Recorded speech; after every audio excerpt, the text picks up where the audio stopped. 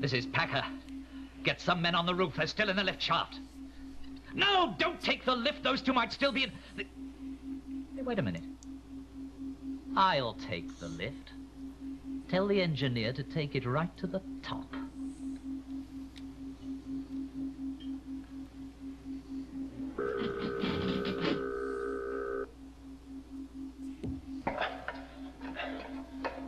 I'm Kilroy! Kilroy! Kilroy! Kilroy!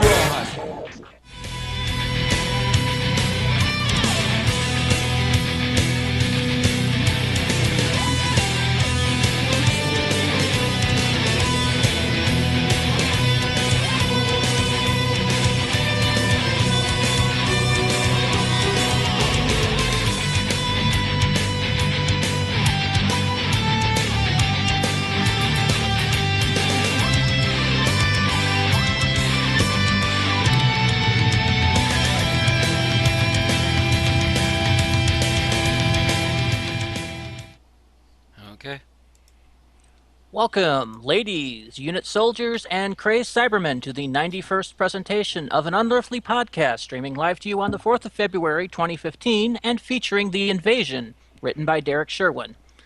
I am Randy Ronson McCulloch, filling in tonight for Bill Man in Black Sylvia, who's with us, but has a little bit under the weather. How's it going? Also with me is Mad Matt Winchell. Hello. Aaron Romeo Moon Burke. Hello. And Tim the Enchanter Sheridan. Hello. So, I believe Matt's actually streaming to us tonight on his birthday. Yes, So I am. how was your birthday, Happy Matt? birthday.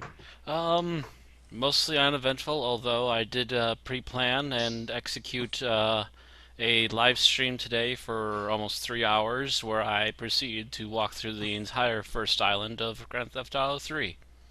Sweet. I watched about the first 5-10 minutes of that. Okay. I wish I could have seen it. Get any good presents or anything? Presents probably won't happen for either until the weekend or the upcoming couple of weeks, depending on family visiting, etc. Okay, well, you know, you're like, at least you're not like me, who gets your Christmas and birthday present lumped into one big lump.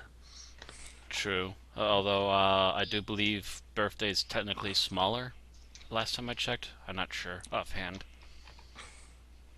Yeah, even so, basically they still spend the same as they would have spent on a Christmas present for a Christmas and birthday present. They just tack on the and birthday. Mm-hmm. So, you know, I've had to deal with that my entire life. Yeah, I feel sorry for. Go ahead. Doug. my two youngest cousins were born on were each born in January. So generally, what happens is they just have an extra lump added on to Christmas as a party thing. Who I feel really sorry for are the people that are born on Christmas or the day after Christmas or the day before Christmas. Yeah. Because that just means their birthday's overlooked in the hype. No, the people I feel sorry for are the people who are born on leap year. Yeah, but you really want to wonder about the problems dealing with that. Watch Gilbert and Sullivan's play The Pirates of Penzance. Kind of really sums it up. And speaking of birthdays, we're going to segue right into the news with a little bit of bittersweet news. The 1st of February would have been the birthday of Elizabeth Sladen Sarah Jane Smith. However, as she died in 2011, she's unable to actually enjoy said birthday. She would have been 69. And the internet, of course, gave her a fond happy birthday because she's remembered fondly to this time.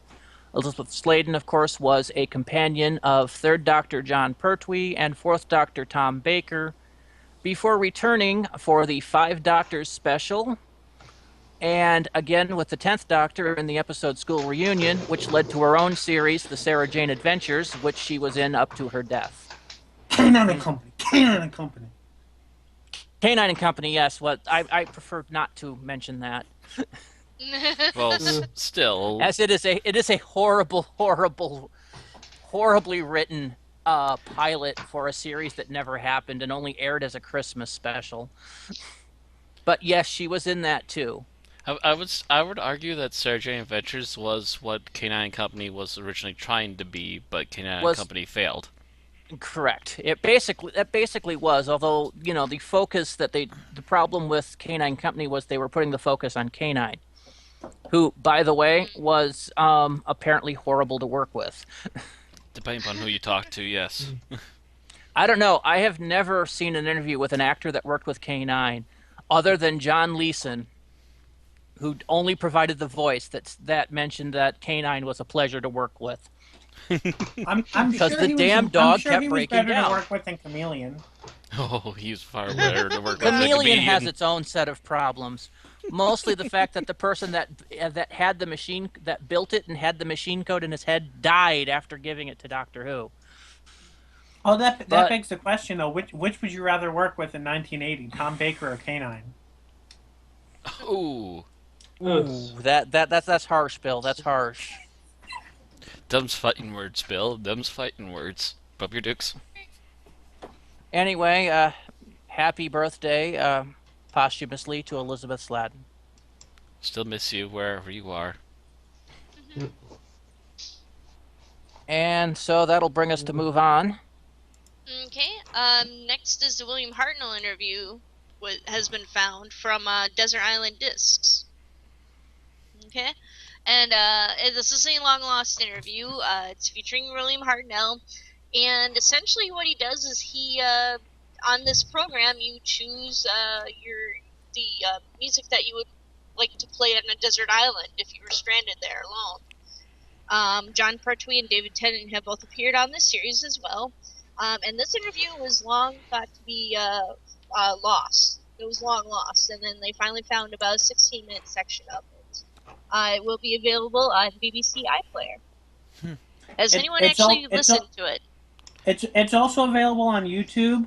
I listened to it a bit. It's about half music. It's a little bit of Hartnell talking about his early days. I'm not sure if we had ever heard about his aspiration to work with horses before he ended up going into theater or not, but if you're interested in hearing that, that's going to be the highlight of that interview for you. Nothing really there. Although the format of said show is kind of interesting.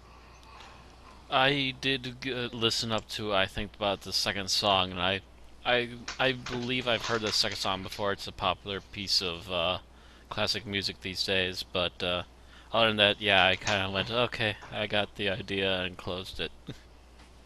Okay. Yeah, it kind of hits me that Hartnell would have been more of a classical music person, or more of a, pops, not rock. Okay, so if you remember last year, we brought you news that a proposal had been made to bring out a Lego series based on Doctor Who. In fact, I believe we highlighted a couple of proposals on the show last year. Mm-hmm. Well, one of those proposals has been accepted, and BBC Worldwide and Lego announced today that they've made a deal to produce a range of Doctor Who Lego based around Andrew Clark's proposal. I see they're going to be Peter Capaldi's eyebrows. Yes, apparently. This new Lego series should come out sometime this year. Although exactly when, I don't know. My suspicion, and this is only my suspicion, is that they might schedule it to come out sometime around the Series 9 premiere, which would be around August, as kind of a merchandising tie-in. It's also a good time to release something for Christmas. Very true. Oh, okay, so I found where they actually show, there's a video in the link that we were given, and I found an image of what they are definitely going with.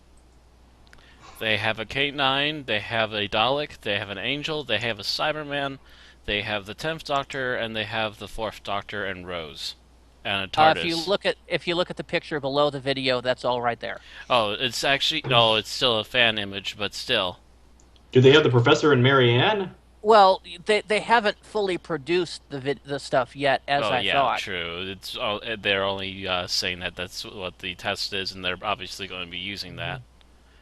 And then some, probably, because, again, they had a Capaldi model that they're showing the eyebrows of everywhere. Yeah, well, they've probably taken the it to a higher version than what they had in the original proposal. But that's what they're going forward with. I'm looking forward to this. I'm going to have to get some Lego Doctor Who to put somewhere in my house. Don't know where. I need a TARDIS. I need all the doctors. I need all the key companions. I need a Dalek. I need a Cyberman. I need a K9. And then I need the video game, because they're definitely going to make a video game. Oh my God. Lego Doctor Who, the video game. I would have to get this. I would have to get a console to play this on. Don't need it. PC. PC, baby. Do you think they would do a Lego Doctor Who movie featuring all of the Doctor actors? Yes. I don't know. Make it short at least. I don't know. It would really depend on where the because that's probably be a separate license from the BBC.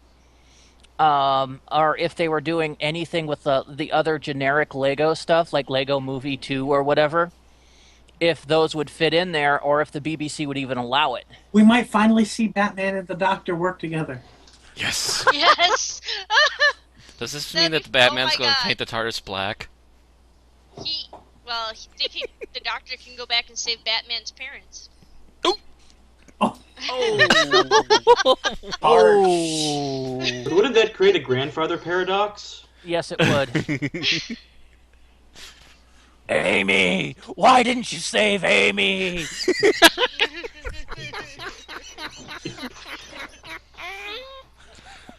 Okay.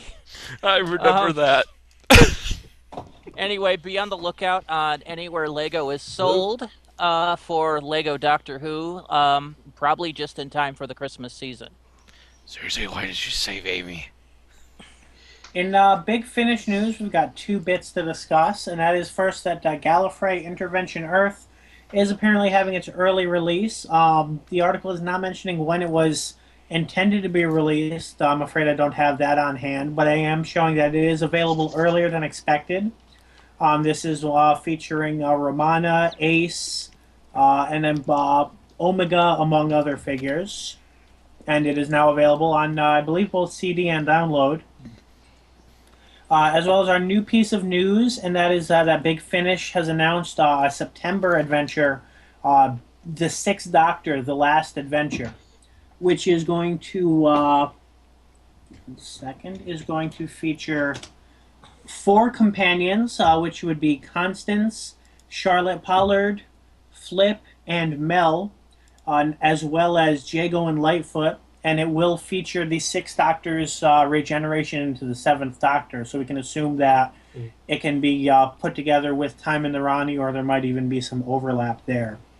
Note that this does not mean that it's going to be Colin Baker's last time recording him. Yes. It just means that anything that he records from now is going to happen before this episode. Good to know.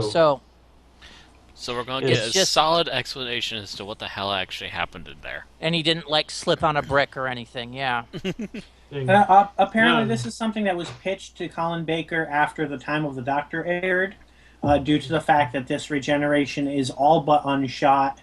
And Colin mentions, due to how happy he has been with what Big Finish has done with his Doctor, he feels content with letting them take the regeneration. Yeah, that's not surprising. Colin Baker, left Doctor Who in a very bad place. He was basically fired by Michael Grade, and John Nathan Turner didn't do anything to try to protect him. And he really felt let down by the Doctor Who production cast by that, and he didn't want to come back for the McCoy episode. So it was a very half-hearted regeneration. But since Big Finish has come on, he's had nothing but love for Big Finish, and working with,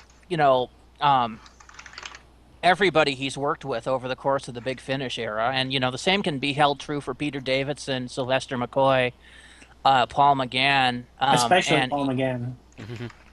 Yeah, it pretty much just took a one-shot Doctor and gave him an entire, series of adventures. And a quote from Colin Baker in the article is he mentions that, as in the what Big Finish has done, would be the only reason I have agreed to bring my Doctor to an end. Although it's not really an end, because Big Finish plucks stories from the whole era of every Doctor. But because Yeah. I never actually filmed a regeneration and left poor Sylvester floundering around in my empty clothing with a blonde wig on, I have resolutely maintained the lie that I am still the Doctor and the rest are all imposters because I never regenerated. So it's a tribute to the smooth-talking people at Big Finish and the standard of the work completed thus far that I've cast aside my reluctance and joined all the other Doctors in actually having a regeneration, and I can promise you it's a cracker. Hey. Yeah, he has been holding that over McCoy, McGann, and the later ones' heads for like years. That since he never agreed to step down, he was still the Doctor. Now, what Screw does them the all. word cracker mean in England? I'm thinking it's short for firecracker in this context. Oh, As in, okay. it's going to be It- exciting, full of energy. Or it might be Explosive. related to a Christmas cracker. It Yeah. might be, full of a big explosion, a boom, a big one. I think was what we would probably call it here. Yeah. Or we would probably, or something like it's a bang or something. Yeah, a A blast. blast. It's a blast. Well, that's good.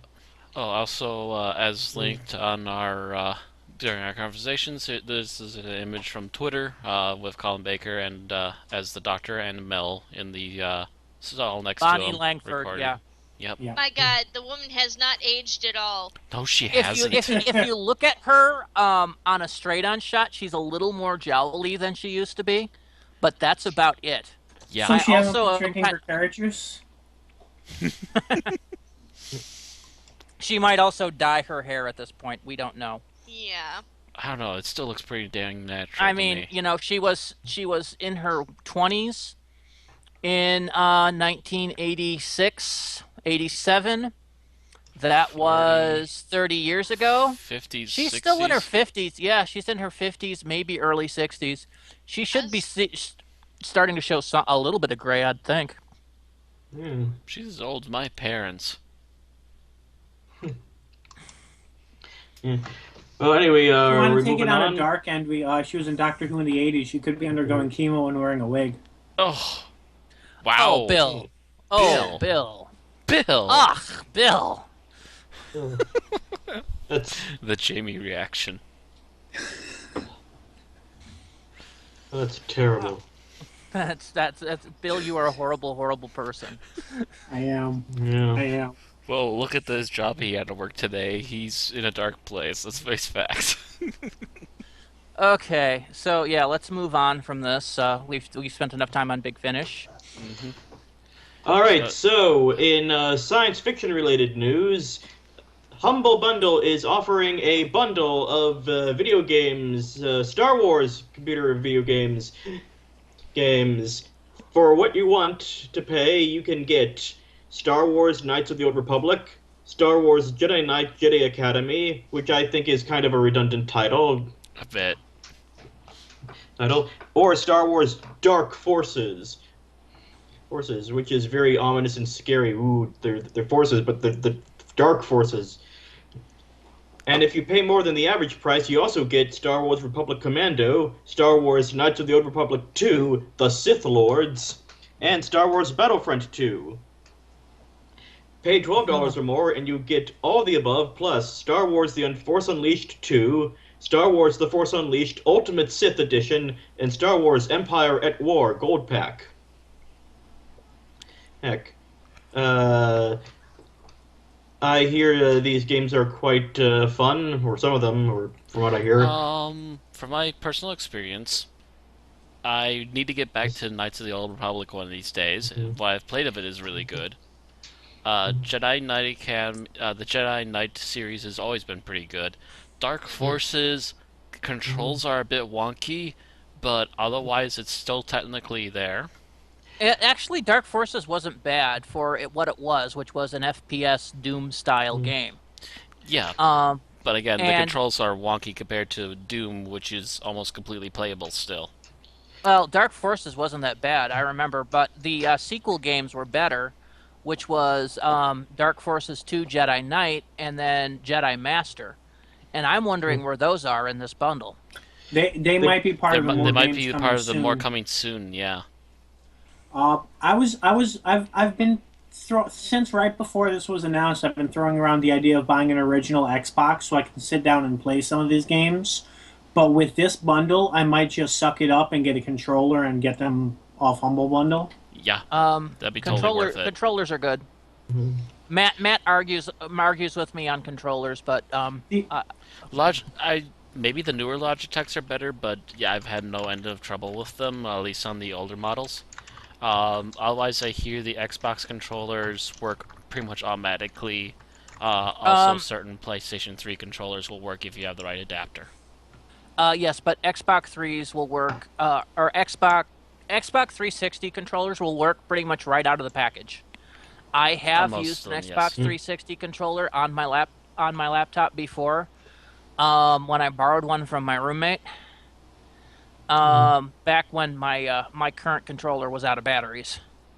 So that does work. It works pretty well. There are programs out there to help if the game you're playing isn't fully controller compatible. True. Things like Xpatter or Pentacle. Logitech has what they refer to the Wingman control pad, which pretty much is set up to work with Logitech controllers. I use Pinnacle, and actually, now that you mention it, I should actually try that again with Dark Forces, because now I could actually make it work with my controller. Yeah, so there's an idea for you. I never finished Jedi Master. I'm actually a little upset about that. Actually, I really enjoyed playing The Force Unleashed. From what I understand, The Force Unleashed was good on the 2 higher-end consoles, but I played the PS2 version, and from what I understand, the Wii version was the same, and that was absolute rubbish. Well, Yeah, I played on PlayStation Portable, and they gave you Force Lightning right away. considering I don't know what the portable version was like. I think that was a third developer altogether. I think there were 3 developers, possibly. one for the portable, one for, and then 2 others. Well, considering the fact that the Wii was essentially a remodeled GameCube with the new controller style, as far as I know the Wii had the same version that the PS2 did. I know that much.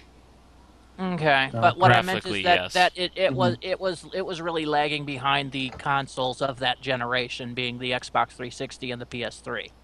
Right. So they had to use a step back for that kind of stuff. I just know I was very disappointed with my PS2 version, but my friends with Xbox 360s and PS3 had a much better experience.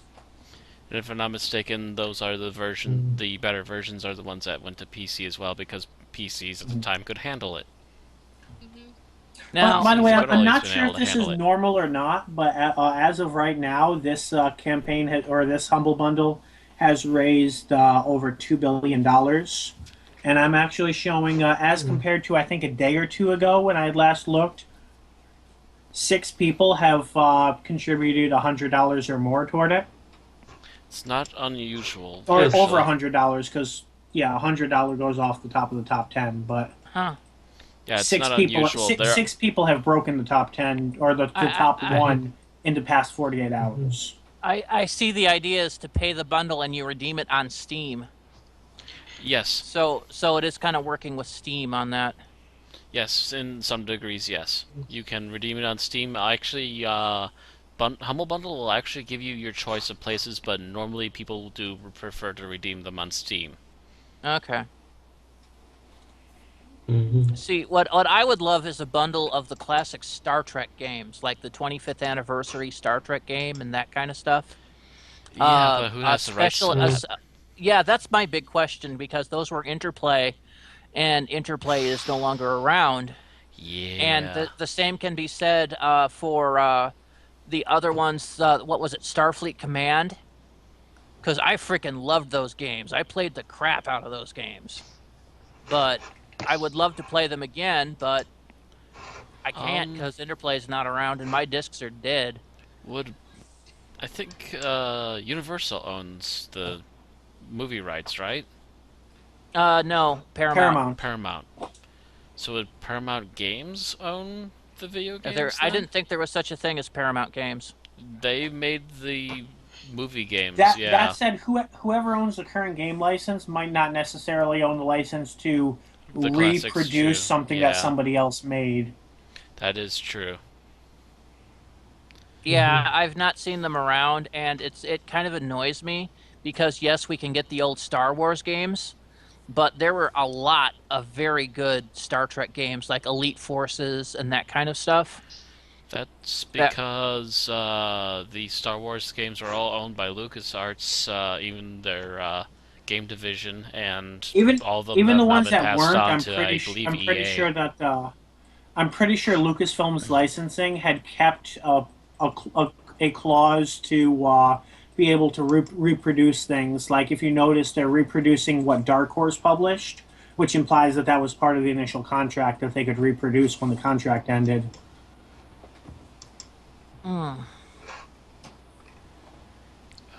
Yeah, I'm even not sure so, where we're at, but okay. I would love to be able to see these things come out somehow again, but we'll Depends see on in who the has future. the rights and they're willing to do something. Yeah, we're with talking in circles, so let's Yeah. move on with this.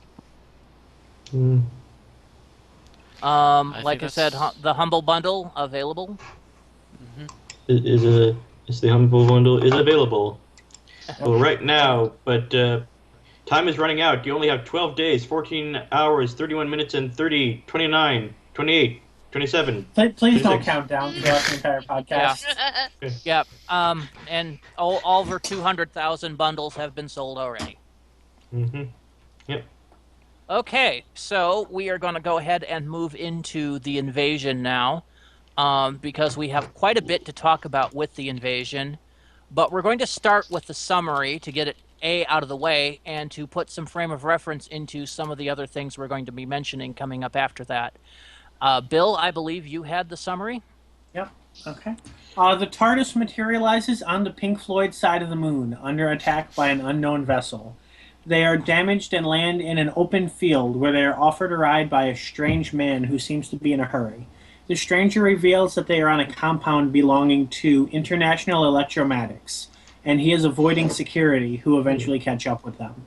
He rushes the Doctor and Jamie out of the truck, and they obviously fail their listen checks when he is shot as they make their way to London in their attempt to ask Professor Travers from 2 previous serials to ask him for some help repairing damaged components of the TARDIS. Instead, they meet Isabel Watkins, the photographer niece of the professor who Travers left his flat to.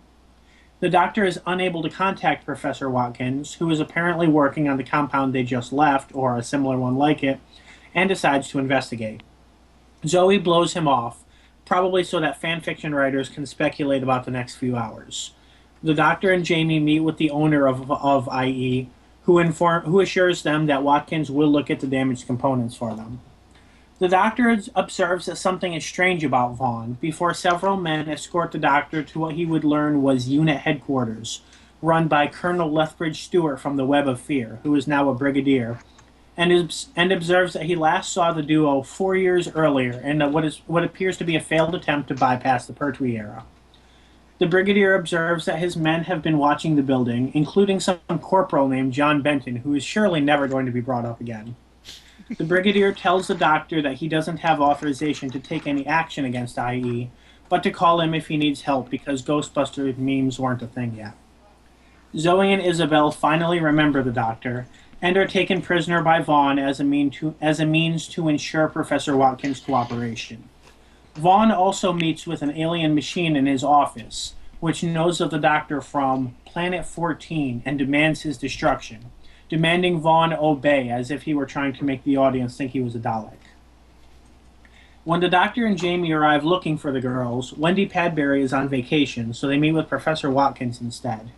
The Doctor scrambles the Doctor scrambles the camera that Vaughn had attempted to use to spy on the meeting, so Vaughn issues an ultimatum: give him the TARDIS or Zoe will be harmed. The Doctor acquiesces at first, but then escapes to find Zoe. Vaughn reveals to his chief of security that Watkins is working on a device to weaponize emotions, which are to be used to prevent his allies from taking over and making everyone completely inhuman, and his reasons for trying to take the TARDIS are his plans for escape if this fails. The Care Bears are unavailable for comment. Wendy comes back from her vacation, and she and Isabel see the Doctor and Jamie, catching their attention and prompting the Doctor to call UNIT for a helicopter rescue. which Vaughn's forces try to shoot down. The Doctor and unit put their information together and discover that Vaughn has been in communication with the vessel that shot the TARDIS out of the sky. Jamie and the Doctor sneak in for evidence and discover that Vaughn is working with Cybermen. Due to unit intervention, despite his best delaying efforts, Vaughn pushes the Cybermen to invade early. In order to gather evidence for the Brigadier's report to Geneva, Isabel decides to go into the sewer and photograph the turtles along with Jamie and Zoe. The trio avoid being noticed by a Cyberman who is driven insane by a test of Professor Watkins' weapon, although the photos Isabel takes are not convincing enough to be used. Vaughn uses Watkins' weapon, tests Watkins' weapon on him. When Watkins recovers, he claims that given the chance he would kill Vaughn, who dares him to try, and then proves impervious to bullets due to his partial cyber conversion. The Doctor prepares a device for unit personnel to avoid cyber hypnosis, just in time for a wave of hypnotic energy to put much of London and the Doctor to sleep as the Cybermen begin to invade. In order to delay the invasion, the Doctor goes to Electromatics International to speak with Vaughn. At the same time, Zoe helps unit stave off an aerial invasion, which causes the Cyber Director to declare Vaughn a traitor and proceed with the invasion by their own rules and destroy humanity. Vaughn destroys the Cyber Director after this, and the Doctor convinces Vaughn to aid humanity in fending off the Cybermen. Vaughn is killed in the skirmish, and the Cybermen are fended off with Watkins' device. Once the Cybermen are gone and Earth is safe, they repair the TARDIS, and Jamie, Zoe, and the Doctor leave once again. You know, considering that this serial is 8 episodes long, that had to be a fairly succinct summary. Mm-hmm. Yes. Okay, so the biggest elephant in the room, as far as the invasion is concerned, is a matter of timing. Yes. If those of you remember last year when we did our review of the 10th planet happens in the far-off distant future of 1986. Mind you, the far-off distant future is the fact that it was 1966 when they did it. Now, the invasion takes place in the not-too-distant future from 1969, which we're not quite sure when it happens, but seems to indicate approximately 1975. Give or take You can basically produce an argument for this occurring anytime between 1969 and 1979. But Which, either way, if you're keeping score, is still before 1986. Which is the big issue. The Cybermen in this episode is obviously more advanced than the ones in 10th Planet, and seem to indicate that they're aware of who the Doctor and Jamie are. And this is an issue because the Cybermen, as stated in other episodes, have no access to time travel. So the question is, where does the invasion Cybermen come from? There are several theories. One of the main theories, and I believe this was written in one of the Doctor Who official publications from the 1980s, I believe it's the one on the Cybermen, but I could be wrong, is that the Cybermen that we see here are a different faction of Cybermen that split off from Mondas before it journeyed out into the edge of space. Matt, have you brought up that diagram? Yes. Okay. As you can see on the diagram, there is what they call the first divergence thousands of years ago, in which you wind up with Mondas going one way and what's called the early cyber faction in another. And it's this group that has the invasion, and then has a second divergence where you get the Wheel in Space, Moonbase, and the Telosian Cybermen, and a second version that goes into the future, into the Vogon War, which we'll be talking about next week. Oh, I find it interesting if you're paying attention, if you're using their costume as a means to determine which is more advanced. I find it interesting that this theory is positing that the invasion Cybermen are the predecessors of those in Wheel in Space and the Moonbase. That's mainly my issue with it. Yeah.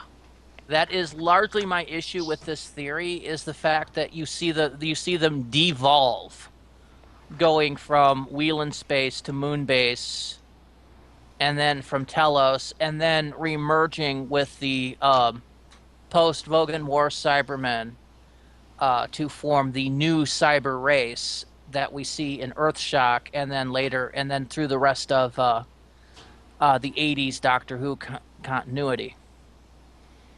And this, but like I said, this is the closest we've ever had to an official statement of what happened. You had your own theory, Bill?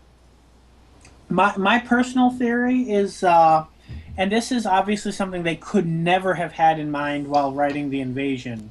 But if you look at it, the one instance where the Cybermen canonically appear before the 1980s is, well, arguably two, but they're caused by the same occurrence. The Next Doctor and the Pandorica Opens, which are obviously both caused by the events in Army of Ghosts and Doomsday. It's feasible, if you consider the fact that there are fixed points related to that incident, that this could have been what could have occurred is that when the Cybermen were flung back in history, they devolved in order to stay alive, just fending off of what they could scavenge. And hundreds of years later, the Cybermen from the Next Doctor or from the Pandorica Opens are the predecessors to those that appeared in The Invasion. Which is not entirely unfounded, which because does they would obviously link up. That does cause certain non-canon items to make a little bit more sense. For example, in the Star Trek Doctor Who crossover comic, Assimilation Squared, they show Cybermen having a weakness to gold. And if the Cybermen are the progenitors of what would eventually become the Revenge Cybermen, that might make sense. Otherwise, it's just bad writing. It's just bad writing. Okay. A fanfic with bad writing?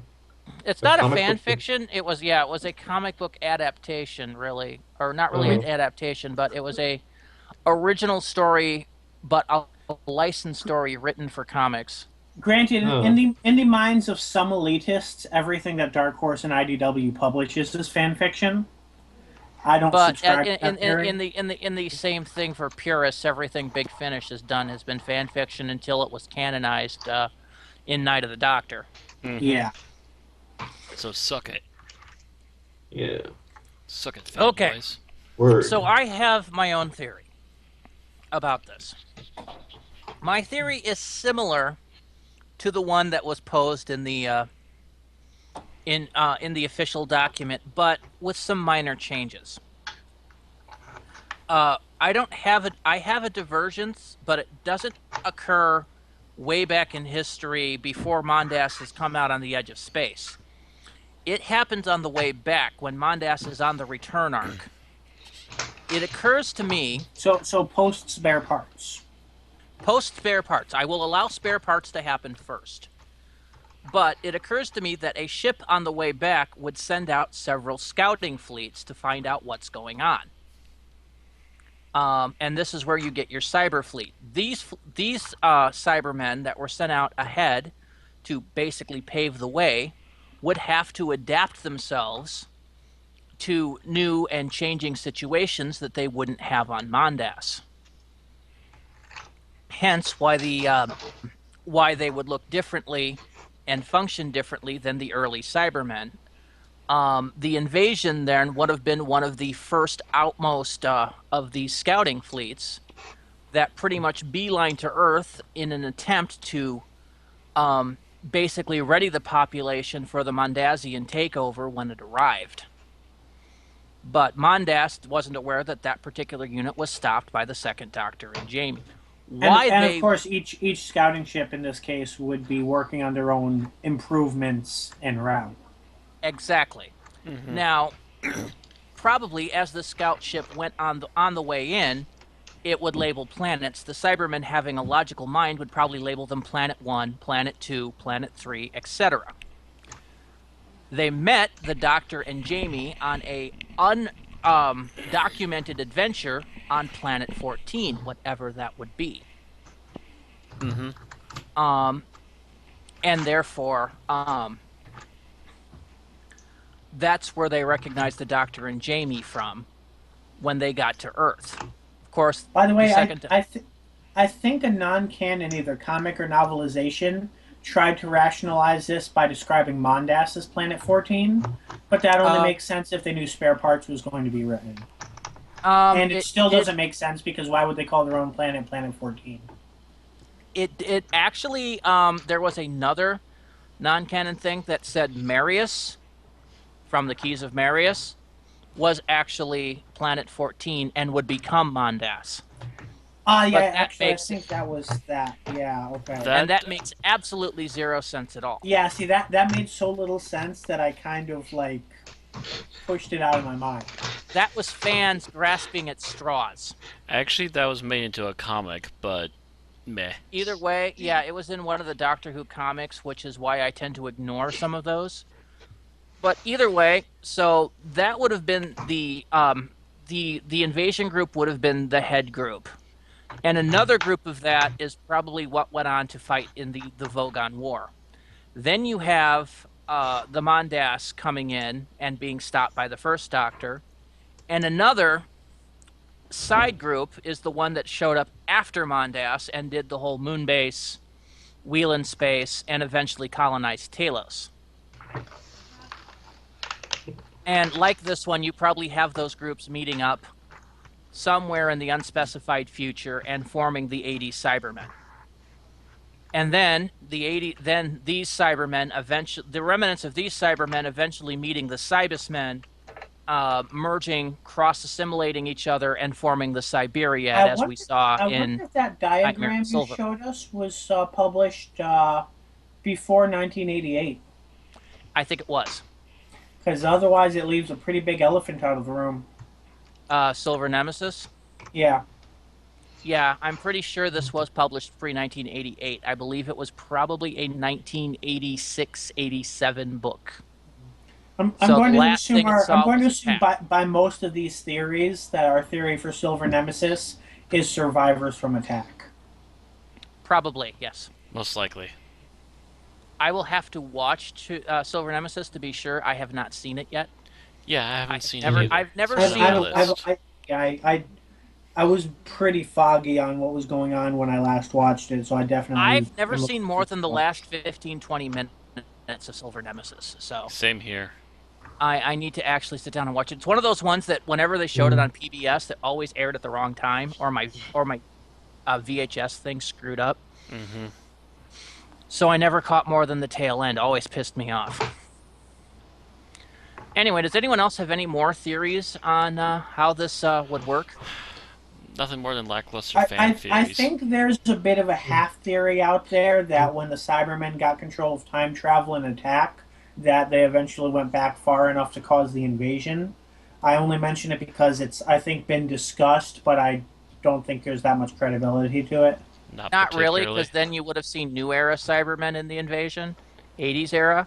And yeah, the one reason I don't like your theory, Bill, by the way, is I am firmly of the opinion of the merging of the new New Who Cybermen and the Mondasian Cybermen is what causes the Cyberiad from Nemesis and Silver, or from Nightmare and Silver. That is my theory, and I'm sticking with it. So no one else has anything to say on this? It's all kind of over my head. I just watched The 10th Planet yesterday. Which, by the way, Aaron, I still haven't seen the 10th Planet. What was that, Tim? I still haven't seen the 10th Planet. I need to see that. Shame. By the way, Aaron, what did you think of the 10th Planet? I enjoyed it well enough. I'll admit I didn't pay too close of attention to it because it all seemed kind of a little bit silly, except for the Cybermen. Even that was kind of weird. Yeah. Like the planet literally comes out of left field. But it's and it's an interesting, basically. Yeah. It looks like the Earth upside down, which is... Yeah, it's an interesting and it's kind of a creepy idea. You know, it probably, well, I guess it does actually happen where, you know, planets kind of smash into each other a lot. All right. You know. Do you feel confident enough to Retcon give rating out of 5? That was what I was about to ask. A rating out of 5. Yep. If you were going to give it out of 5, we'll put you in the voting thing retroactively with a blue score. Actually, I kind of liked it. I'd say it was about 4. I mean, it was quite effective. I mean, like I said, some of the concepts seem kind of silly, but then when you think about them, like, well, you know, this stuff actually happens quite a lot. You know, you've got all this drama going on out in space, and then, like, have metal men walking around. I thought the Cybermen were, you know, they're obviously guys in suits, but they're also kind of creepy that way, because they actually have organic parts still that you can see, unlike later versions of Cybermen. Yeah, does it change how you see spare parts at all, knowing what spare parts was built to be the prequel to? It doesn't change my rating for spare parts, but it does make me appreciate it more. Okay, so your rating for 10th Planet, by the way, is on par with Matt's. Bill and I both gave it a 4.5, giving the score now retroactively a 4.25. Welcome to my side, Aaron. The Matt side. I thought it was a good story. It just wasn't executed as well as it could have. By the way, while we're talking about the timeline, before we go into some more detailed discussion, it's worth mentioning this is originally from an idea by Kit Pedler, creator of the previous Cybermen stories, but it was written by Derek Sherwin, who is the script editor for the Third Doctor era. So what we can basically assume happened was that this was probably written to take place after Wheel, or probably conceived to take place after Wheel in Space, and then Sherwin probably came around and said, "Wait, we need something to introduce Unit." Well, that's where the invasion came from. This episode 2 was also a test bed for what would be the Third Doctor era. This is essentially a Third Doctor episode without John Pertwee, which is why John Pertwee never got to fight the Cybermen. Also, this episode was made to prove that a Earth-centric episode could be done cheaper and still with decent quality than most Doctor Who episodes, but ironically turned out to be one of the most expensive episodes of Doctor Who made for about 10 years. Of course, the fact that it was supposed to be a 4-parter and then became an 8-parter probably had something to do with the budget. Yeah, there was supposed to be the budget needed. During the writing process, there was a serial that failed to materialize, so this one got nudged up from a 4-parter to an 8-parter. Although that fill said, that gap. Definitely as something that's combining 2 plot lines that have each run for 2 or more serials, and is also kicking off an entire era of Doctor Who, it's very fair that this became an 8-parter, and it doesn't feel stretched or wasted at all, to me at least. I would argue with that. This was also the first Doctor Who serial to be edited by Terrence Dicks. Terrence. And he would be the producer going forward, if I'm thinking right. No, he would be one of the head. He would go forward to write several episodes of the Third Doctor era, and would become well known as the man who basically wrote novelizations for 90% of Who. Yeah, I knew that, but I'm just saying in terms of the immediate future. I wasn't sure if he became producer or if he was a writer or what. He was just a writer. I mean, I knew he wrote episodes, but I thought there was more to it. He wrote and edited a lot. But he was I don't think he was ever a producer. The man gave us 5 Doctors. He gave us some of the best stuff that the 80s ever came out with for Doctor Who. 70s and 80s. And 70s. He was mostly a 70s writer. He came out of retirement to write the 5 Doctors. Anyway, so I would like to move on to the fact that The Invasion is an 8-parter, that only 6 episodes actually exist intact in the BBC archives. The first and fourth episodes are still missing. In 2006, the BBC commissioned Cosgrove Hall, who was known in the 80s for making the series Danger Mouse and Count Duckula, and more recently, in 2003, making the BBC interactive Scream of the Shalka to animate these episodes for the DVD release. Aaron, you are our resident art expert.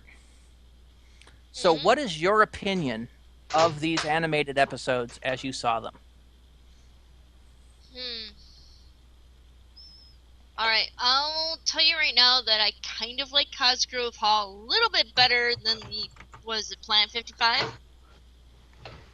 Yeah. Although, I do think Planet 55's stuff improved greatly between the 10th Planet and Moonbase.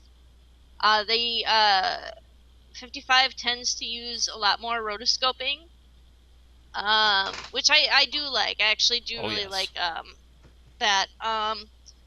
Cosgrove Hall has a much more cleaner look to it compared to 55's kind of somewhat more sketchy look. They clean up.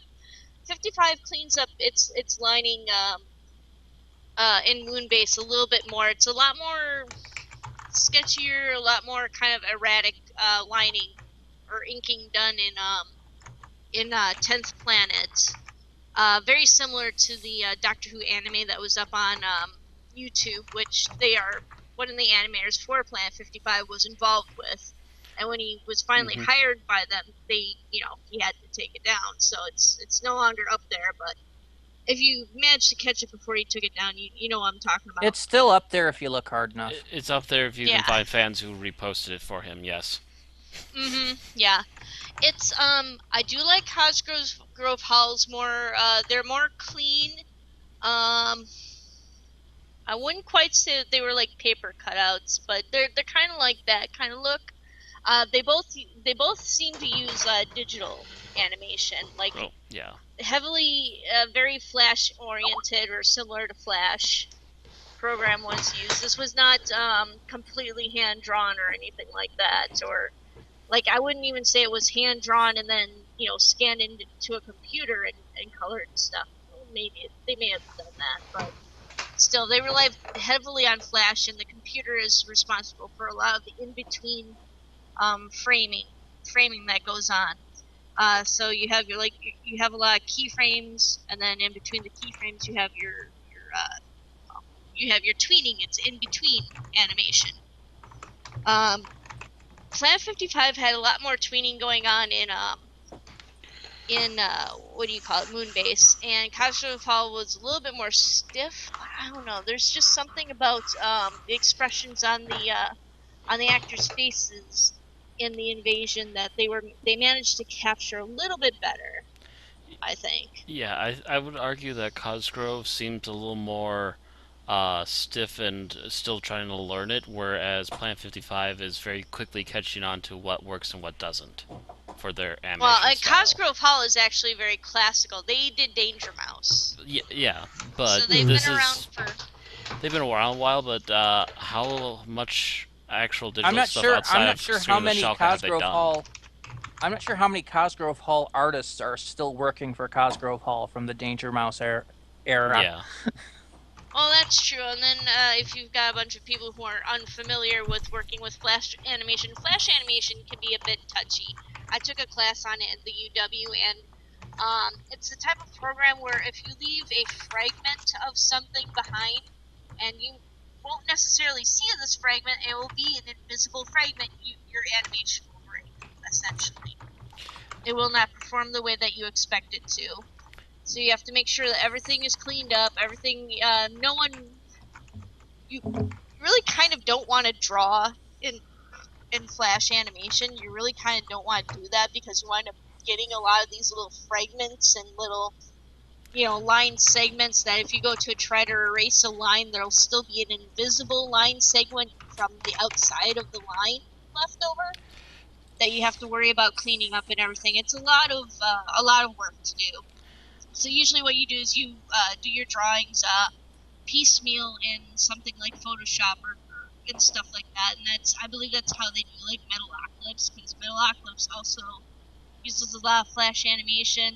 My Little Pony, I think they also do kind of more morphing too, along with, they use Flash animation, but they do a lot more morphing between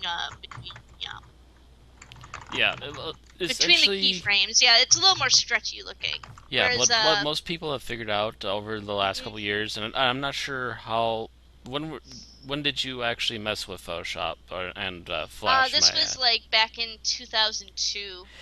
I messed with Photoshop, and I also did Director MX. Yeah, admittedly, a lot of these programs have evolved a lot more stuff over time, but yeah, the general idea these days for anyone who uses Flash anymore is if they're going to animate something on it, they generally try to Photoshop it first, and then they will animate what they Photoshopped in Flash afterwards. Yeah, Usually the only safe way to do anything. So, Exactly. considering you've seen the Moonbase, 10th Planet, and this, if you had to rate them in order, best to worst, what would they be?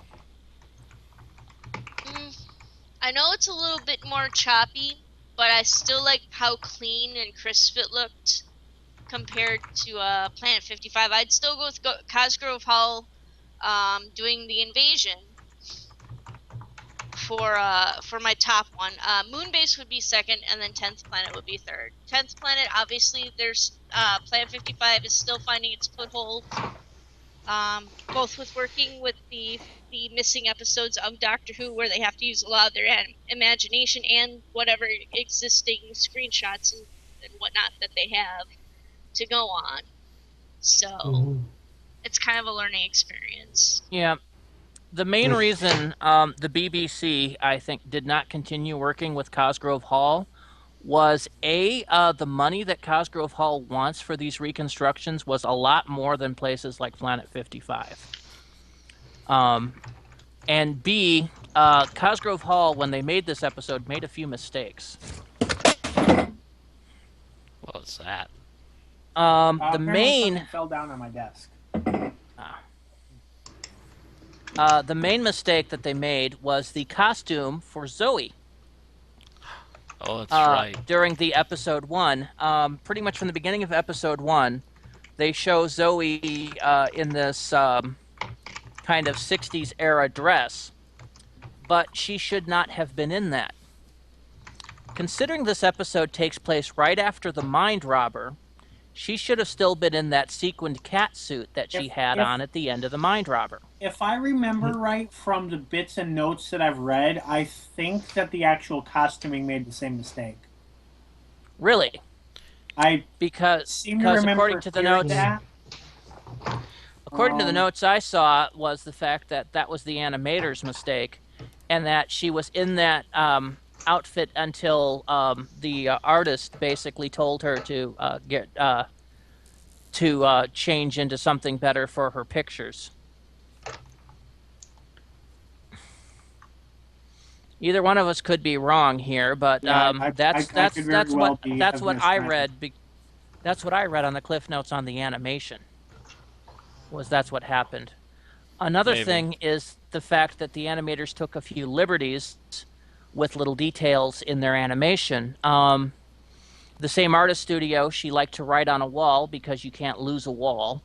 And one of the things that was put on the wall, this being animated in 2006, were the words "Bad Wolf." You're right. I just looked up the notes that I had seen, and it said the animators made the mistake, so I just had misread it. Yeah. Yeah, she was still supposed to be in the spangly cat suit for the first part of it. Which I think she does return to later in the serial. Yes, she does. Yeah, she does. But like I said, the animation had her completely in that dress, probably so that they didn't have to switch it. Switch her appearance. But it does make for a continuity out of step. And like I said, they also tended to take liberties. Like one of the things on the wall was the words "Bad Wolf," which retroactively makes the invasion the first reference to the first season of New Who's Bad Wolf thing, taking place many seasons earlier. Cosgrove Hall did this without letting the BBC know about it ahead of time, and they were a little miffed. They were miffed about the error and that, and so when they went to go produce more animated episodes, and Cosgrove Hall came back with a rather sizable sum that they wanted to do it, they looked around for other people. Which is why they stopped working. Weren't they like halfway through working on the 10th planet when they got cut off then? Nope. No, I thought they were halfway the 10th through planet. something. 10th planet? Okay. No, I was incorrect on that when I mentioned that a couple weeks ago. Apparently, Planet 55 has a company that they go through in the UK called RU or something like that, and all of their work is a Planet 55 RU co-production. So that was me making a guess and being wrong. I am wrong on occasion, and I will admit it when I'm wrong. Okay. But yeah, they that's why we haven't seen them do that since. What I want to know is why they never bothered, because other companies have also asked to make Doctor Who serials, and the BBC never even really gave them a chance. One of which I've mentioned is Titmouse, the people that do Metalocalypse and those kind of things. And if you've ever watched these shows, they're fairly good at flashy animation. So I'm kind of wondering why they never actually got a chance from the BBC. Possibly price. Don't know for sure, though. All right. Well, this is the part that we start our regular discussion on the show, and we do this by basically asking our panelists 4 questions. Great. The general what they liked, the general what they didn't like, etc. So, we are going to go through, and I'm going to ask you what you liked. And I'm going to start with Tim. Oh, good. That way no one's going to steal mine. And he'll still sell someone else's. Yes. All right. In general, the thing I liked most about this series were the villains. Oh my God, these were these bad guys were the most amusing villains I've ever seen in a Doctor Who episode. I just love the way Vaughn and Packer, his right-hand man, argued like an old married couple. You know, when I was watching this episode, I would have sworn that Packer was the guy from Enemy of the World, and I had to look it up to prove to myself that it wasn't. Do you know why these villains were kind of amusing? What the writers were borrowing heavily from... Are you asking me or are you going to tell me? I'm going to tell you. The writers were borrowing heavily from James Bond when they wrote this serial. So really, I got that Vaughn a lot. and Packard are Bond villains essentially. I love the way Vaughn is always, so cool in front of other people, but as soon as he's alone with Packer, he starts screaming. It's not so much being alone. It's if someone disobeys him or gives him orders. You see that a little bit with the Cyber Director and a little bit with Watkins. He's the perfectly smug, 120% in control until you defy his control in the slightest way. And then he goes off. And that's actually very good writing. The fact that you have that tick and it's done consistently. Yes. I would also note that Vaughn, the older main mastermind character, he also played another villain in a Dalek serial, which we'll get to in a couple months. I believe he also made another appearance as a like a single episode side note character in the Sylvester McCoy era. Oh, If we're mentioning his previous role, we should mention, and because of that, well, at least up until this point, he and Nicholas Courtney are sort of counterparts. Both of Kind them of. had their first appearance in the Daleks' Master Plan. Both of them appeared here. Of course, obviously, Nicholas Courtney went on to have a much more illustrious Doctor Who career after this. Mm-hmm. all right. So, Matt, you're up next. Oh, so we mentioned our very Bond-esque villains. One of the other things I really like about this was the mood. From even on the animated stuff, from this word go, the mood was kind of really not exactly completely unhinged, but very unsettled. Like something you always get the feeling like something's quite a little bit off somewhere the entire time, which also helps set up the mood for the mystery and the eventual reveal of the Cybermen and the planned invasion and everything else that would unfold throughout the story. All right. Yeah, it was that kind of eminent something's off. Mm-hmm. Yeah. And you don't know what until you get a little further in. But yeah, that really did set a mood for that, and it felt other than it being stretched out a bit, yeah, it did set it pretty well. Bill. I'm going to go with the whole the investigation aspect of the plot, largely just the fact that it feels naturally written. I mean, there is a little bit of chasing each other in circles, but that's kind of to be expected in this kind of plot. Otherwise, it goes organically. They find new information.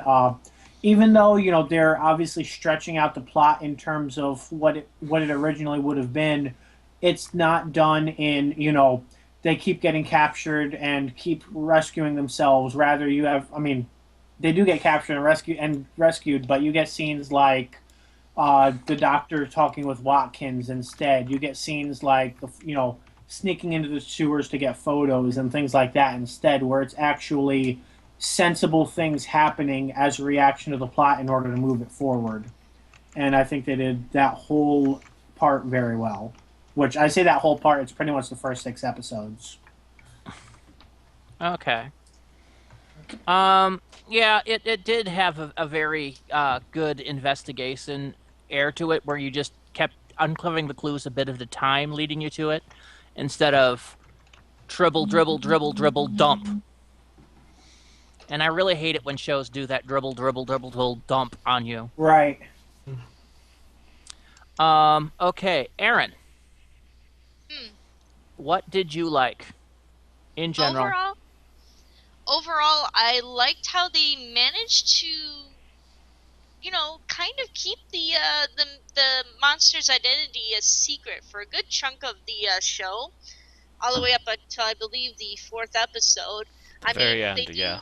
They drop a bunch of different hints, and anyone who had been watching the show for quite some time would probably be able to pick up on it pretty quickly. But if you weren't quite familiar with the Cybermen or had missed a bunch of those episodes for some reason, you may not have realized it was them. It could just be all we really had to go on was this talking, glowing brain in a jar, essentially, that was demanding this human or this semi-human to work for it and everything, and then you just didn't suspect it was the Cybermen. I think the only clue where you can really, like, a longtime viewer would start to really assume is that sequence where Vaughn and Packer are talking about their allies making everyone I forget what the exact wording was, but essentially making everyone inhuman. And at that point, you might start to realize, wait, is this a Cyberman story? There is a second clue. And it's again another Vaughn and Packer dialogue, but it's where he says that they have a weakness that he wants to exploit, and the weakness is emotions. That was also a little bit of a clue. I think that's the same dialogue. It might be, but that's also the one where they talk about Watkins' what Watkins is working on and why he wants it made. Yeah, but I guess it's really two clues in that whole scene of dialogue, two separate clues, because it was really the emotions thing that would have Right. picked it up for me. I would also argue, I believe Aaron was kind of alluded to it too, is that if you pay clearly close attention to that weird thing that Vaughn is talking to, Cyber Director. the director, you kind of notice that it sounds a little bit like one of the older Cyberman voices. Also, it kind of looks sort of like the director, commander, or whatever from Wheel in Space. A little Planner. bit. Right. That's. Planner. I think that's why the planner in Wheel in Space was introduced, so that they could do something like this and keep it secret. You know, the point where it's like, okay, it's not completely out of their ass, but at the same time, you couldn't just look at that robot and be like, oh, that's obviously a cyber. I have my own theory behind that, by the way. Oh. Ignoring my whole cyber continuity thing and taking it as they were kind of writing this linearly and not really worrying about the time dates, because that's kind of actually what happened. Basically, in Telos, you remember, the cyber controller was damaged badly. So you notice we never had a controller after that. The next one, they went straight to the cyber planner, which, if you remember in Wheel of Space, spoke with the voice of the cyber controller. Same voice actor. I mean, so that, what I'm thinking... that does have the question of the fact that in dialogue, Tomb is clearly set after Wheel. But I mean, yes, if you do take that as just being a mistake made by one of the writers, I can see where you're coming from. Where it would have been the damaged controller might have actually created the planner in order to communicate with the group. Might be what the writers were trying to intend. But at the same time... If so, Jerry Davis quickly gave up on that as he wrote later Cybermen episodes. What other episodes did he write after the invasion? He wrote Revenge, and I think he wrote Attack. Oh. Well, Jerry Davis is the one that wrote Tomb, and I think he co-wrote 2 episodes of The 10th Planet. Well, I was going to... Tomb, and then Revenge, and I think Attack. Well, yeah, what I was going to say is, because you got to remember, there's a 5-year gap between this and Revenge. Right. And then darn near a 10-year gap between Revenge and Earthshock. Basically, he wrote, at least from my understanding, after Tomb, he left the program and came back to write Revenge. Ah. And then I'm wrong. He did not write Attack. Okay. So he didn't write any of the '80s Cybermen stuff. So right. So yeah, he wrote. He co-wrote parts of 10th Planet. He wrote The Highlanders, which is unrelated. He wrote he wrote probably about 75% of Tomb, and he wrote Revenge solo.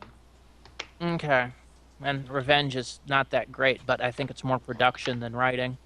Yeah. Anyway, we'll discuss that next week. Mm-hmm. Anyway, but you know, it just occurred to me as I've been watching these episodes that that might have been what they were hinting at the time, but then they realized the whole timeline was screwy anyway and just kind of threw it out the window. Apparently, no one knows who actually wrote Attack. It was a pseudonym that is up in the air. So, for all we know, Jerry Davis could have written it if he was alive. I don't know if he was alive or not. There's a documentary on that on the DVD of Attack. That they deal with the authorship. Was it just rewritten so many times that nobody really wanted to take? It has something to do with that. It also has something to do with the fact that the editor was going to write the story editor was going to write the story, but due to union rules, he couldn't assign himself. So it was largely Eric Soward. So yeah, so that makes a lot of sense. If you look on TARDIS Data Core, of the 4 theories that they list, 3 of them include Eric Saward, and 3 of them include Ian Levine. Okay, so either way, it's not him. Yeah.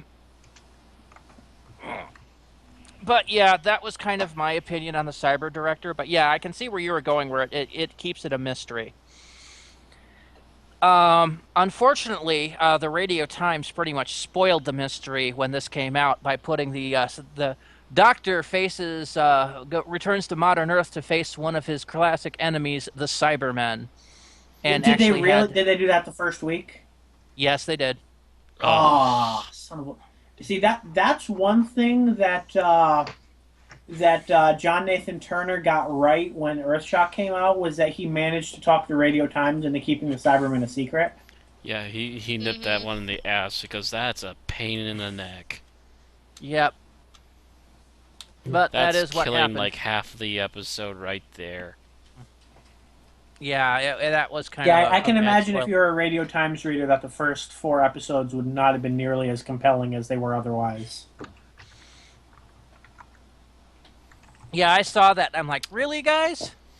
Really? Aww. So I guess we're up to me on what I liked on this. Yep. I can say it in one word. Unit. I'm surprised none of you mentioned it yourselves. Compared to the Third Doctor era, Unit is very MI6 in this. I wish that captain had come back.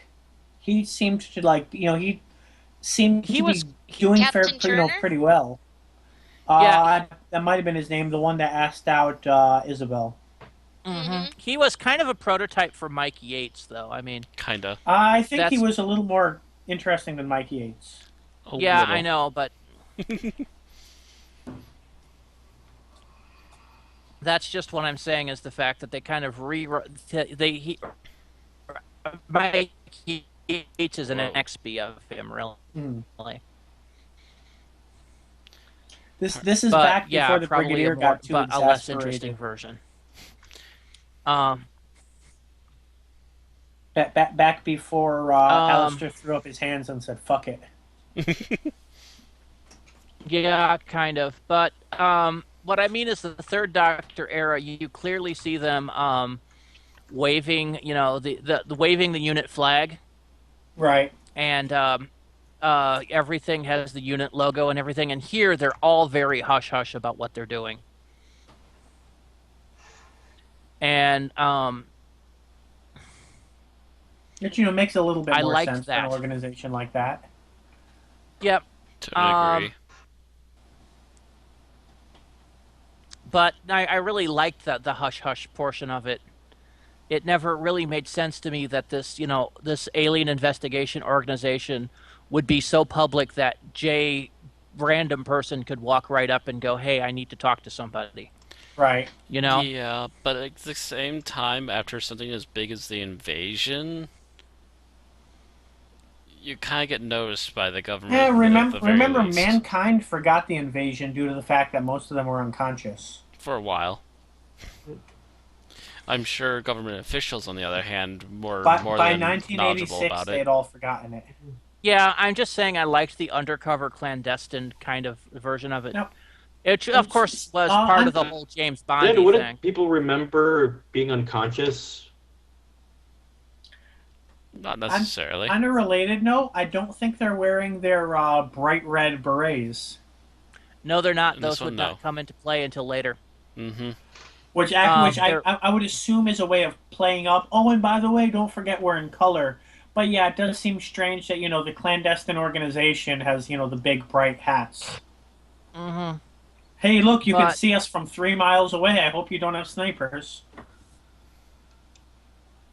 The thing is, I believe the version of their outfit at this point is basically what they refer to as number 7 dress. It's basically British military number 7 dress.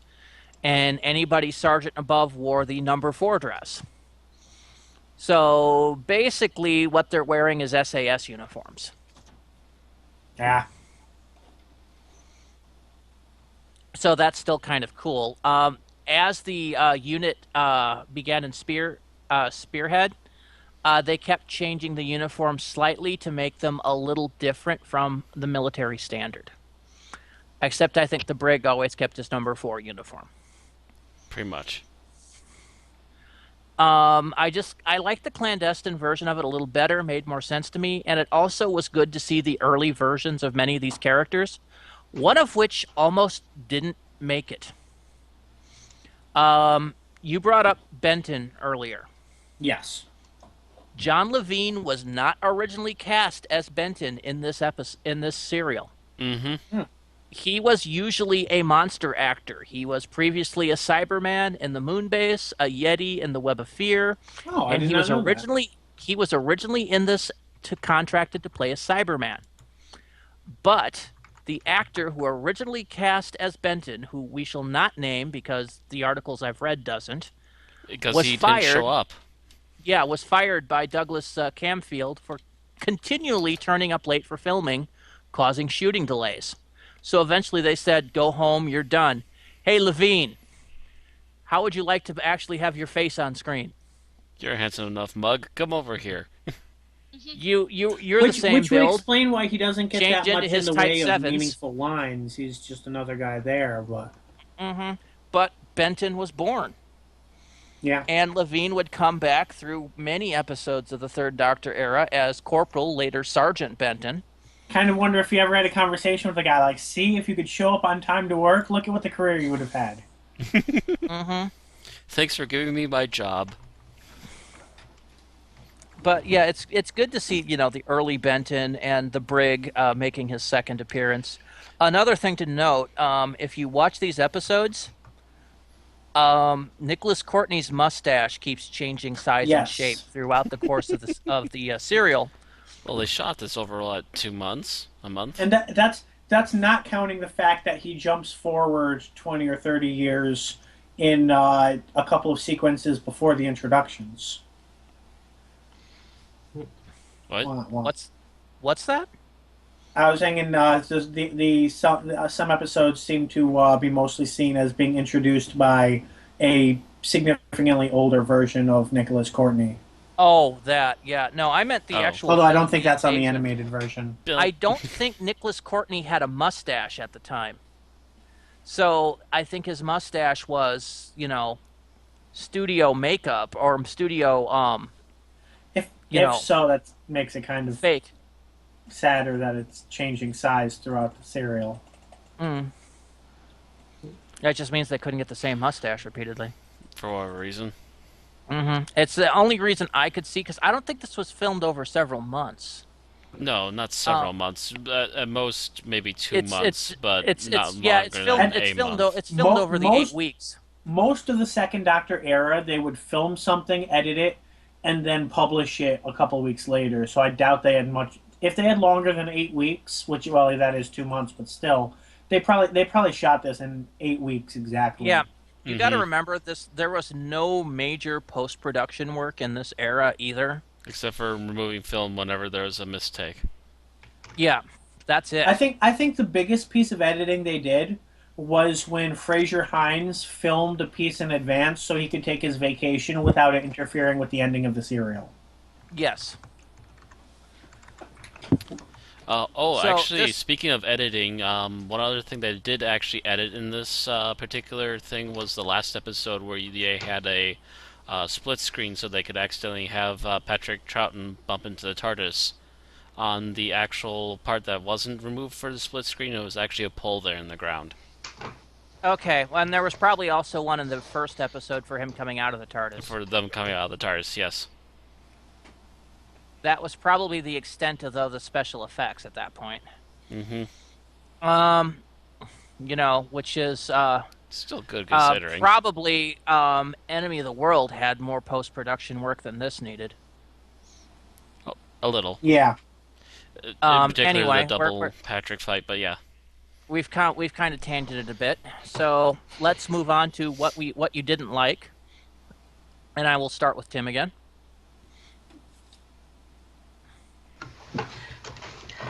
All right, what I didn't like was it seems that with all the time they had, 8 episodes, it didn't really use it to its advantage, because there were like a lot of lagging spots, I thought, but and also just episodes where moments where it seems that they just rush over the good Yes.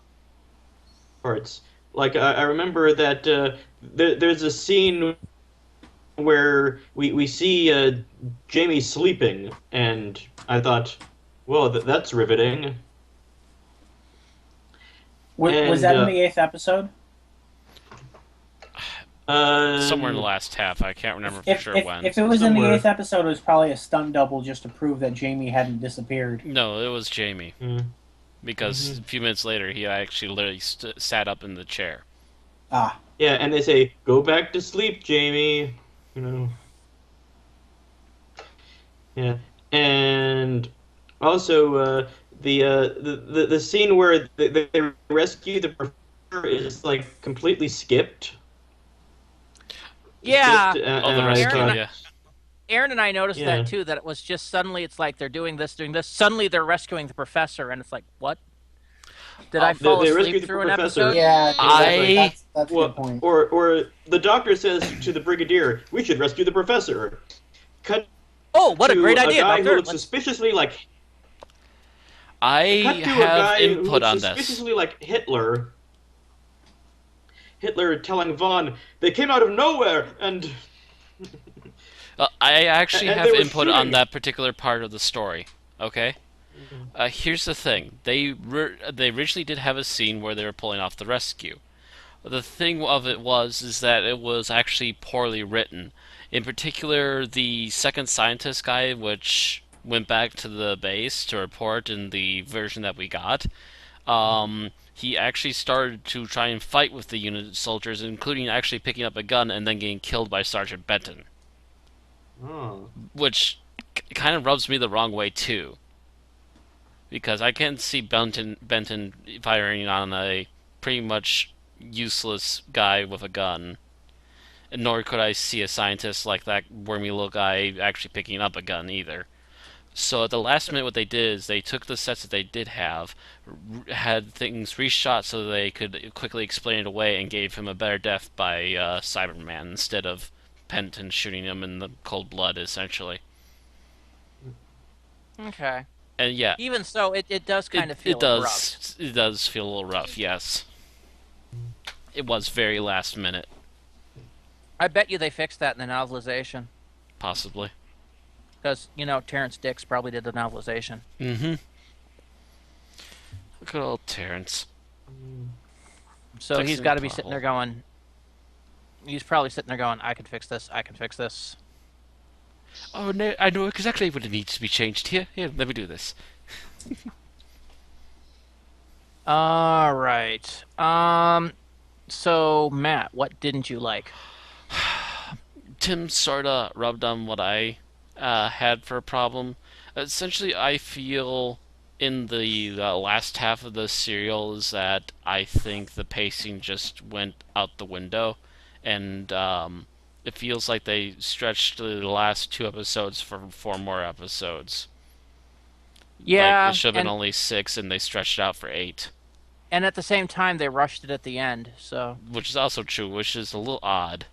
Because it's like they stretch 5, 6, and 7, and then 8's compressed. By the way, Terrence Dix didn't write the novelization. It was Ian Marter. Ah.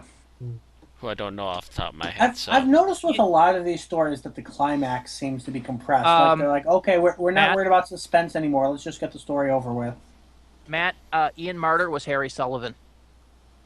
Oh, I knew that name. I just couldn't quite place it. okay. Harry Sullivan. Yeah, he did do a few novelization writers after he was Harry. stepped down as Harry, yeah. I think he was the last recurring unit character to be introduced. Mm-hmm. Yes, he was. Well, at least until the new series. Yeah. Sure.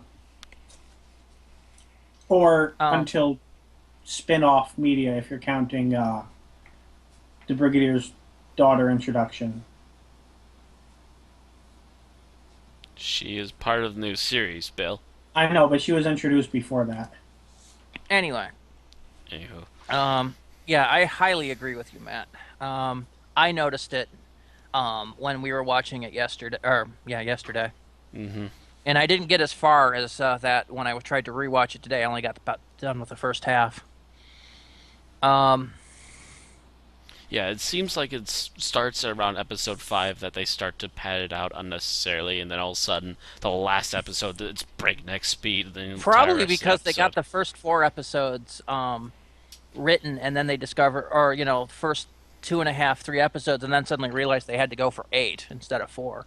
Which And does went, "Oh, happen a crap." lot back in that era.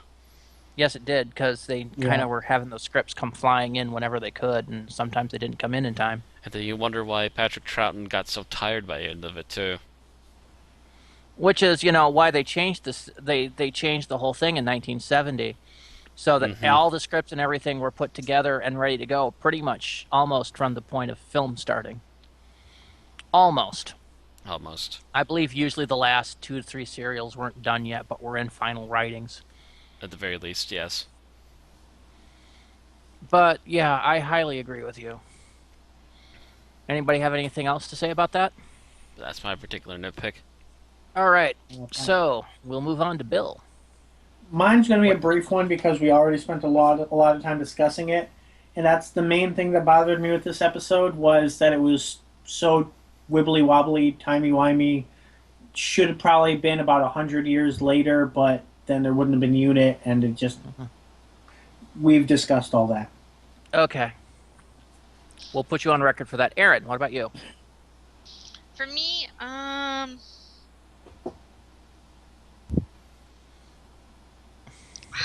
I just thought Packer was kind of dumb at sometimes. According to some of the notes, I mentioned in one of my notes that he doesn't realize that the elevator shaft goes up to the top of the roof. And then he didn't put any guards on the staircase outside, and just Packer. And then Vaughn had Packer. to- So Kinda all the devolves. things that Vaughn yelled at him about are your complaints? Yeah, it's just like, why is he still working for you if he's so incompetent? And I figured that at that point, they're so far along that if he fires Packer, he's going to have to sit there, train up a new lackey, and he doesn't have time to do that. At least not right now, yeah. Yeah, so he's Yeah, stuck and with it's- the incompetent boob a little bit. And that's the thing, though. Packer kind of devolves over the course of the first 4 episodes Yeah. because he's this obvious, palpable, menacing threat, intimidating people in episodes 1 and 2. And then I by mean, you get the and- fact that he's a brutal thug, but he seems to be a competent brutal thug. And then he devolves over the course of episodes 3 and 4 to being an imbecile. I think that's probably due to the fact of the Doctor being there to... actually, the combination of the Doctor and Jamie being there to be one step ahead of him almost the entire time and just make him look like a buffoon. He's never dealt with anyone as fast or as smart as the Doctor and Jamie combined. Even so, he's making a lot of really dumb mistakes by the end of that. Well, Like Aaron put out, the elevator shaft goes to the roof, dumbass. Mm-hmm. Well, Vaughn actually pointed out to him. Yes, I know, but that's Vaughn what I mean. points. Yeah, it's just Vaughn like. points up and goes, "Packer, you idiot! You imbecile!" By the way, there's a ladder inside the elevator shaft.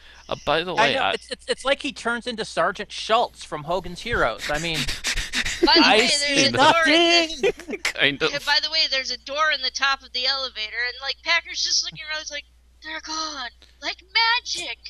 Schultz I office. see nothing. Oh no! That's going to be it's- my image for Packer now. This face is going to be replaced by Schultz from Hogan's Heroes. The Doctor and Jamie go by, I see nothing. Which, turns Vaughn into Clink. That's going to be a great mental image. I almost want to make that now. By the way, almost all the major actors, including these 2 villains, by the way, were still alive when they made the DVD of this, and they did the behind-the-scenes specials. And so you actually have the guy who played Vaughn's sitting there going, "Oh, did I call him an imbecile?" And apparently, behind the scenes, he would actually warn the guy who played Vaughn ahead of time. I'm going to get very angry with you. Don't take this personally, but it's definitely for the menace of me being the villain for this bit. And he would stand up and start yelling at him in character. Okay. Well, Just some really we good are stuff. we are going to have to move on, Matt, because we are starting to actually chew time. Well, we have very Okay. little news, so at least we're talking about the episode. So Yep. Are, Okay. are we so time what for I- best scenes now, or? Yes. All Yeah, right. Well, then- I still have what I Randy my stuff. says, Yep. yeah. Oh, okay, I wasn't sure if you And had that was one simply still. that was simply the over and back. That was the first half of the series. It was like back and forth, back and forth, back and forth. Mhm. Characters seemed to run around in circle like they were yo-yos yeah, around a hamster wheel. the fact that they essentially did three loops through Vaughn's headquarters. And the Just about. and the apartment where she lived. Yeah, it was kind of like, I don't know. It just kind of felt redundant. It's like, get on with it. Get on with All it. right. So scenes we like, and yes, we'll start with Tim. Okay, the scenes I liked. I liked the scene of the Doctor and Jamie in the canoe. It just seemed as like I can picture Vaughn saying, "Yes, my fortress is impenetrable. No one can enter it." And Packard says, "Unless they have a canoe." And Elsewhere. Vaughn says, "But what are the chances of that?" Was that during an animated episode? Yes. That would explain why I don't. I remember watching that being like, how did the Doctor and Jamie get back? I must have missed the fact that they canoed back. When they first encountered the Cybermen at the very end of episode 4, they went through the sewer, went up to the sewer ducts via canoe. Okay. It's a see, very I didn't have the obvious line that animated one, so the I was Doctor is asking for a watching canoe. clips. All right. So Matt, what was your favorite episode? And I love. Remember, one scene, we- one scene, Yeah, Tim. one scene, Tim. Okay. Matt, your favorite. Otherwise, Oh. it's not fair to everyone else that has to go after you. Yeah, because then sorry. you take out all of them. Actually, you know what? Since I just bolted up, the Cybermen marching down the street. That's the classic. That is The pretty much the cliffhanger at the end of episode 6. Yeah. Yeah, it's the classic scene from this serial. Okay, Bill. My favorite and my least favorite scenes are both Zoe scenes. And this, Well, and for, just say the favorite right now. yeah, for the favorite one, that is going to be the scene where Zoe essentially leads UNIT to take down the cyber fleet with a chain reaction with limited rockets. And math. Yes, Victory by math. That was a beats good him with scene. mathematics. I bet Jane Cobb would have something to say about that. All right, Aaron, your favorite scene. My favorite scene. I have to say, gosh.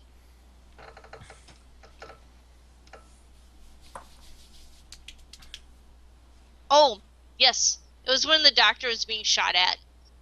Oh. He was running down, and then of course, Ah! she, Oh. I can't remember the woman's name. Starts with a V, doesn't it? Miss Watkins runs over to him. Isabel. And she's Isabel. Isabel, yeah. She runs over to him, and he's like, Second B. he's primping in front of her camera, I think. Oh, fix He's my hair mugging quick. for her Hi. camera. Yes. That was Okay. great. So my favorite scene is the Cyberman reveal at the end of episode 4. Because even if you're expecting That's the a good one. Cybermen at that point, you don't know they look like that until they come out, and you're like, Holy shit. "Ooh, And you don't know shiny." when you're going to see them either. Mm-hmm. Yes. So that's my favorite scene. So now, least favorite scenes. Tim, your least favorite scene. Yeah, going What back made you- to what I didn't like in general, my least favorite scene is the one where they're just sitting around doing nothing while Jamie's fallen asleep. It's like Yeah, the scene. you're being invaded by the Cybermen. The Cybermen are coming up out of the sewers, sewers, and like it seems that there should be more activity here. And all we get is a scene of the doctor looking through a microscope. What's her name again? Isabel? Isabel passing around tea and Jamie sleeping. Yeah. There's only 2 females in this story. I can't remember her name. She's not a regular character. Matt, your least favorite scene? Oh, my least favorite scene. Trying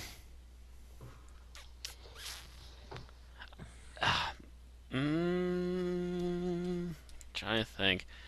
I guess I'll go with the one where they literally just start jumping. All of a sudden start scene jumping, because that's where you start to feel the weakest part of the story happening, because they had to completely rewrite that section, and you can kind of tell.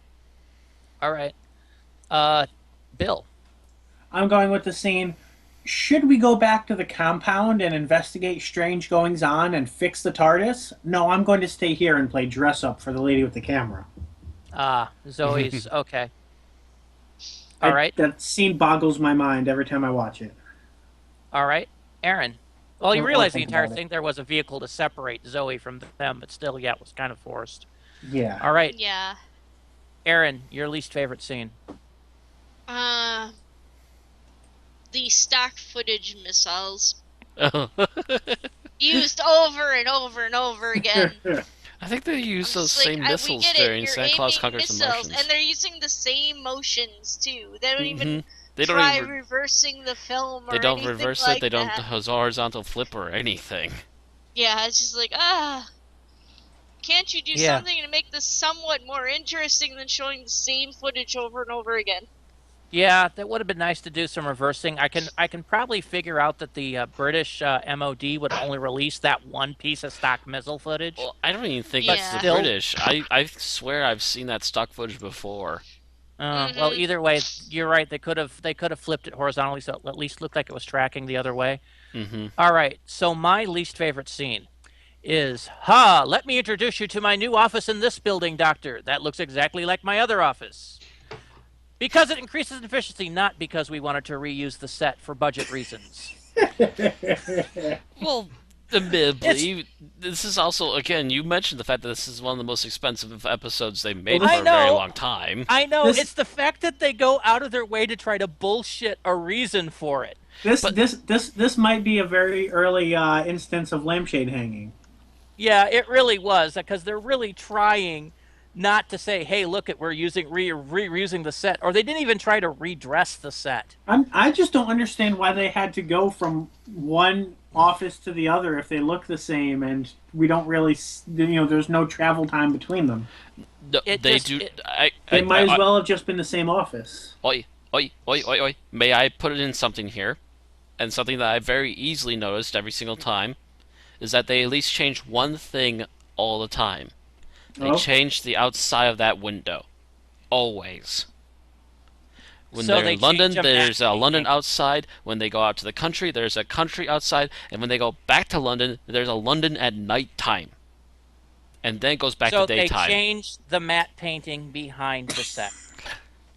If that's how the Doctor saw the transmitters, then I'll give it a pass.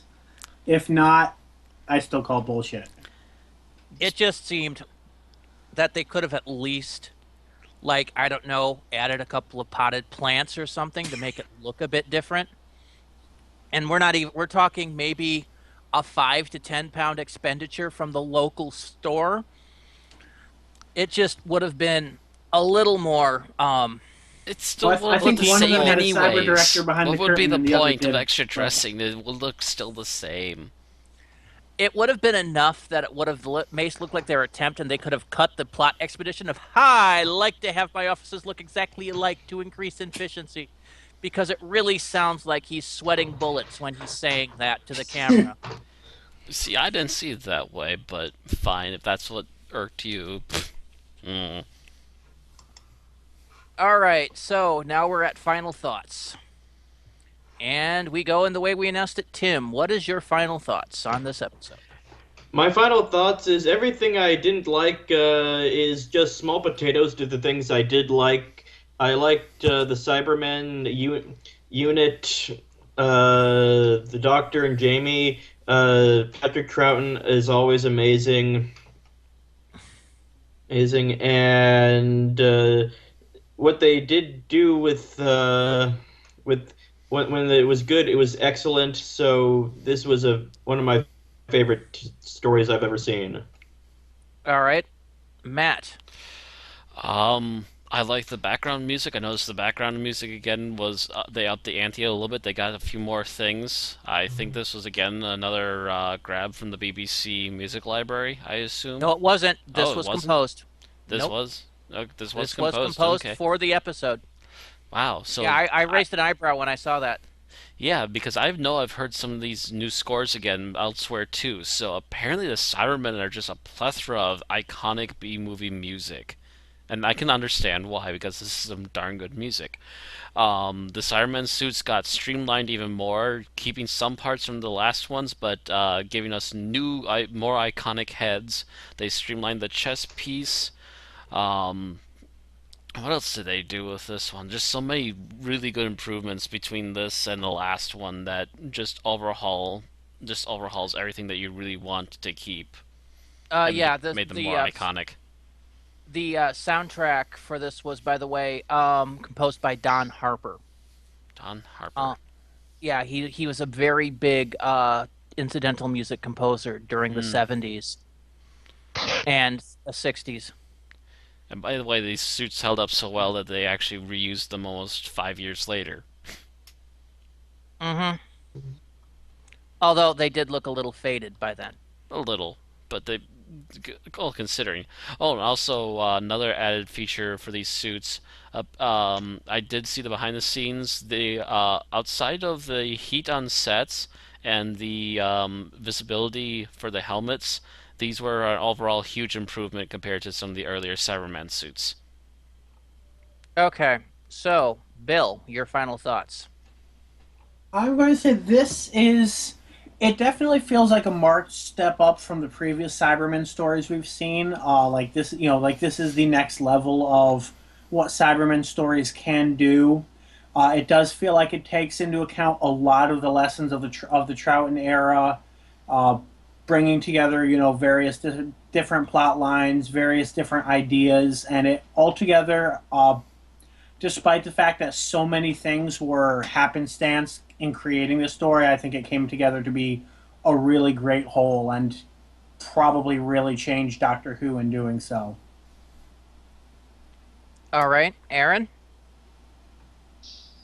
I really enjoyed this episode. It does kind of keep moving. The story maintains your interest, even though I started kind of falling asleep towards the end. That could be due to other factors. I really enjoyed the upgrade to the Cybermen. The time skip where the professor was rescued was a little kind of weird. But overall, I enjoyed this serial.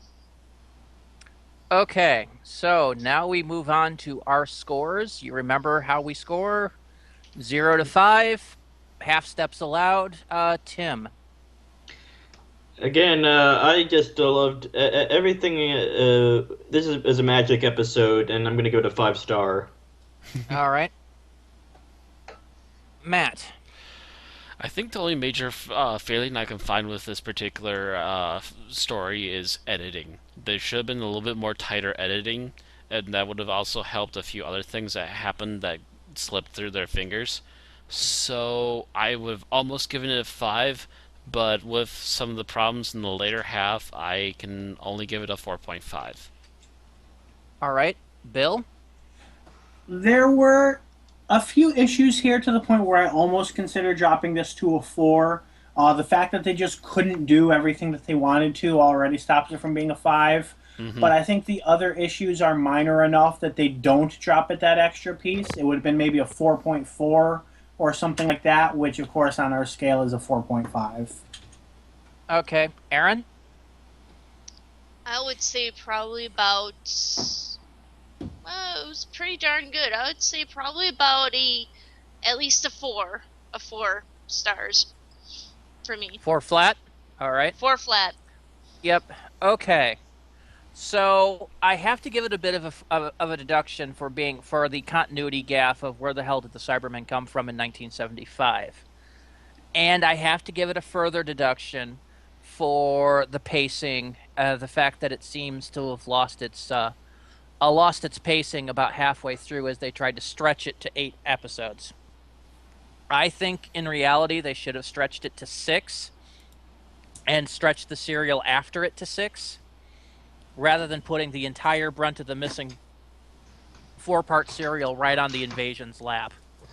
Could have been worse. They could have stretched the season finale an extra 2 episodes. Oh, Jesus. That would have been the end of everything. But no, I think this would have been better as a 6-parter. Do you guys agree with me on that? Yes. Rather than an 8? Yeah. Yeah, because that would have fixed that would have had tightened up some of their pacing. If it was a few planned as a 6-parter, not if they had filmed 2 episodes and then made it 6. Yeah. Well, you can stretch a 4 to a 6-parter a lot better than you can stretch a 4 to an 8-parter. Is what I'm saying. Mm-hmm.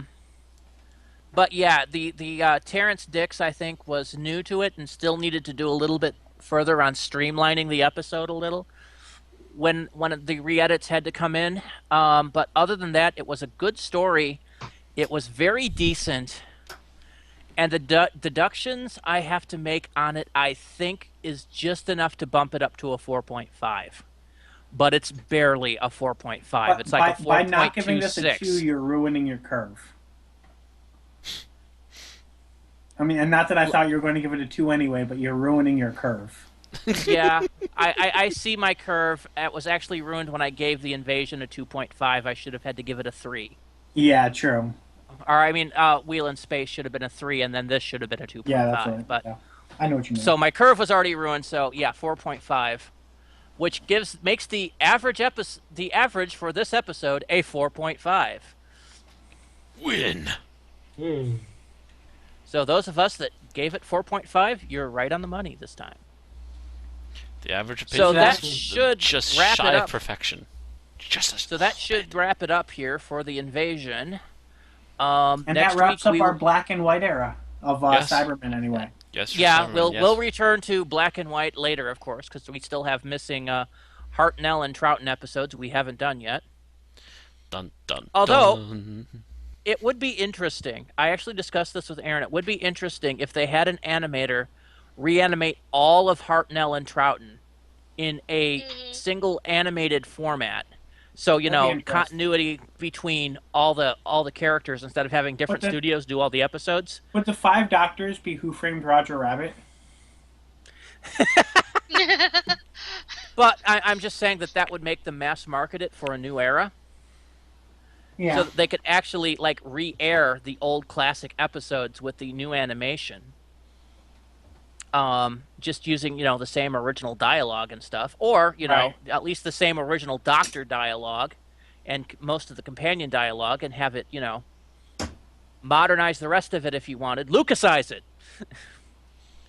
And That could see if go that would wrong, though, actually too. sell. That could go horribly wrong. You're right.